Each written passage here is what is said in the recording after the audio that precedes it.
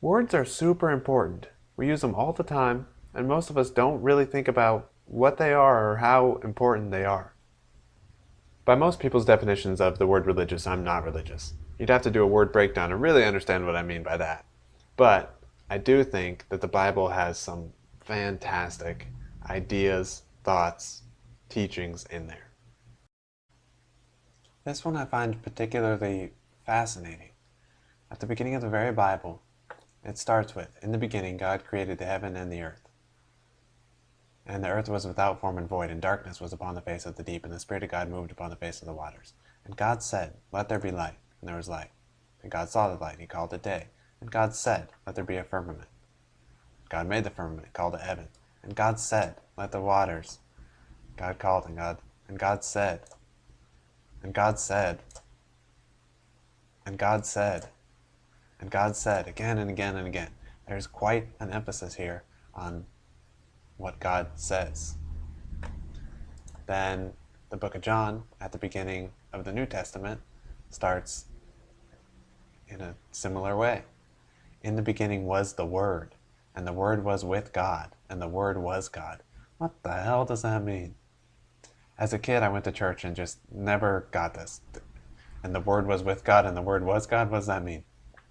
In the beginning was the Word, and the Word was with God, and the Word was God. The Word was God. According to the Bible, God was the Word. I think this is saying how important words are, how incredibly important they are. And think about in life. This is how we communicate. And of course, there's a lot of stuff that's nonverbal, but words are an incredibly big part of how we communicate. God, in the very beginning, according to the Bible, spoke the world into existence. The words he said created the world, created reality. The words he said created reality.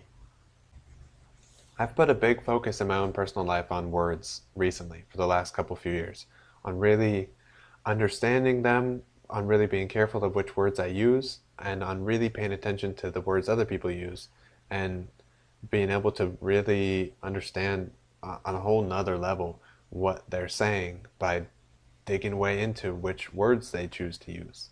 Words go really deep too. When you say a word, you can go look up the definition for that word, and that's going to be a set of 10 or 15 or 30 words. And then if you go look up the definitions for those 30 words, it gets really big really fast. It's like every single word is a tip of an iceberg. And there's a lot behind that word, behind every word. There's something I see happen all the time though, which is that different people mean different things by the same word. Someone else says a word, and to them it means one thing, but to me it means something completely different. So we're not communicating.